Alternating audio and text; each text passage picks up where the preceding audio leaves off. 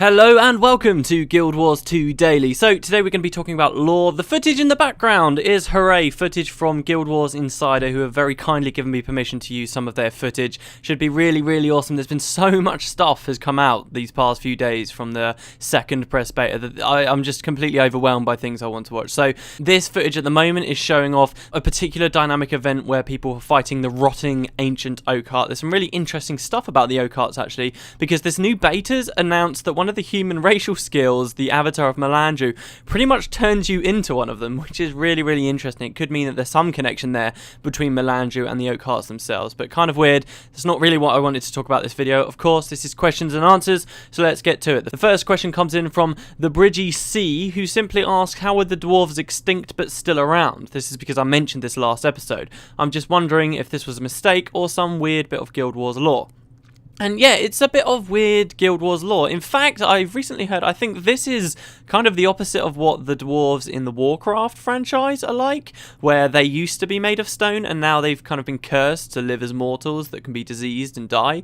Well, in Guild Wars, it's kind of happened the other way around. You have the dwarves, this ancient race, this real race of creatures made of flesh and blood. But in the end of Guild Wars 1, the final part of the expansion to that, Eye of the North, you find the dwarves actually become transformed as a race. They change from being fleshy mortals into immortal entities made of stone, and that's kind of what the dwarves are like come Guild Wars 2. The idea is that they can no longer reproduce, and in the 250 years since the end of Guild Wars 1, the end of Eye of the North, they have slowly been dying out. They have been fighting against Primordus, who is one of the Elder Dragons. They've been fighting against his minions from within the depths of Tyria, from where the Asura essentially came from. And over the years, they've been destroyed, they've been shattered, until some are still left, but very few. And I think one quote we had a long time ago described the remaining dwarves as solitary creatures guarding the entrances to the depths of Tyria, warning people about the destroyers that lurk there, which is really cool. So I guess what we can talk about for those of you guys who don't know about this, why did they turn to stone? We don't know 100% sure what was happening here, but the dwarves themselves have been established as a very ancient race. These were a race from very long time ago, and if you go back and watch the first ever trailer that came out for Guild Wars 2, you'll learn that the dwarves actually had quite a lot of knowledge about the Elder Dragons. They seem to have known things, and they seem to in particular have known a specific ritual which could be used to combat the Elder Dragons. You see, we heard in the first trailer that they knew about Zhaitan, which is one thing, but in Guild Wars 1 there was set up this idea that the dwarves had their own religion, and they believed in something called the Great Dwarf. When the game first launched, there was an update that came out called Sorrow's Furnace, and in Sorrow's Furnace, this first kind of expansion to the game, it was a very small edition, but it came out before the first full-fledged campaign, and really when it came out, that's what a lot of people look back at as the golden age of Guild Wars 1.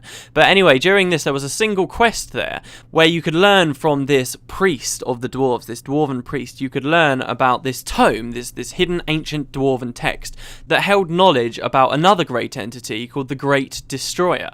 So you had the dwarves, and they kind of had this religion set up where they believed that they were forged at a place called Anvil Rock by the Great Dwarf, and they had this great nemesis, this thing called the Great Destroyer, and to really ever learn or utter the Great Destroyer's name would mean the end of dwarves or life as we knew it on Tyria. So that was kind of set up when the game first came out, and then when Eye of the North was introduced, this kind of came to a head. This whole storyline came forward.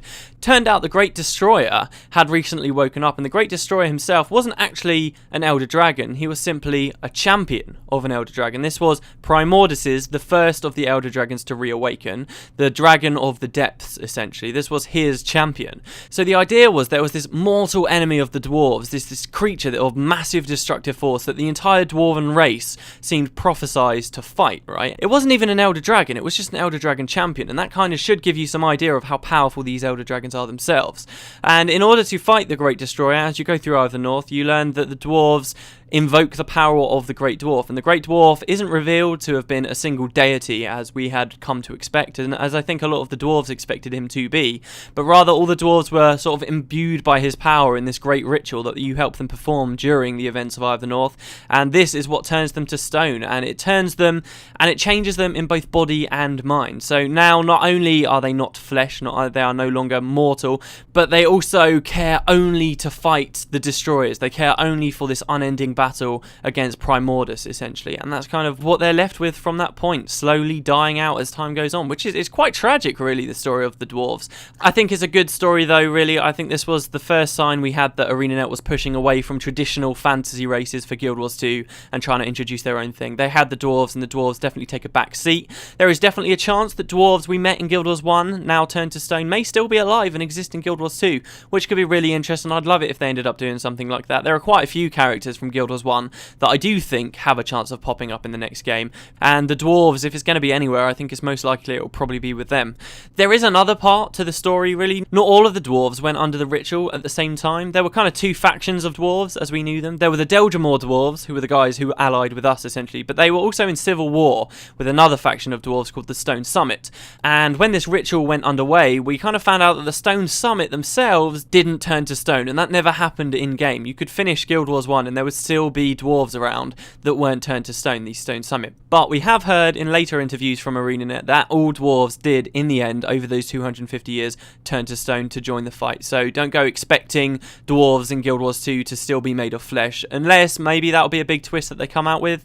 Though that's not to say that the Stone Summit no longer exists. They could just be made of stone. In fact, there's a screenshot, a very old one, of one of the maps in Guild Wars 2 that used to show all of the events that were going on there, and there was a reference to some machine. It was called the Stone Summit Ruinator, I believe, that you could see on this map, which does suggest that maybe the Stone Summit and some Dwarves do still exist in Guild Wars 2. But this is kind of the lore there. They are classed, really, when ArenaNet referred to them, they're called an extinct species, but some of them do kind of still hang about every now and then. And how they'll interact with the story is anyone's guess at this point.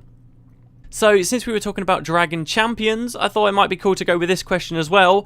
Is Glint not an elder dragon? Where does she come in? And this is a very, very cool bit of story. I love this bit of story. I think it's something a lot of people are now familiar with in the Guild Wars universe. So, as I said earlier, all elder dragons really have got champions. They've got their champion, usually one at a time, and they kind of form a hierarchy of command from that elder dragon that sort of manage all of that elder dragon's forces. And as I said a couple of episodes ago, the elder dragon champions tend to be a lot more intelligent and actually far more capable of thought than the elder dragons themselves seem to be.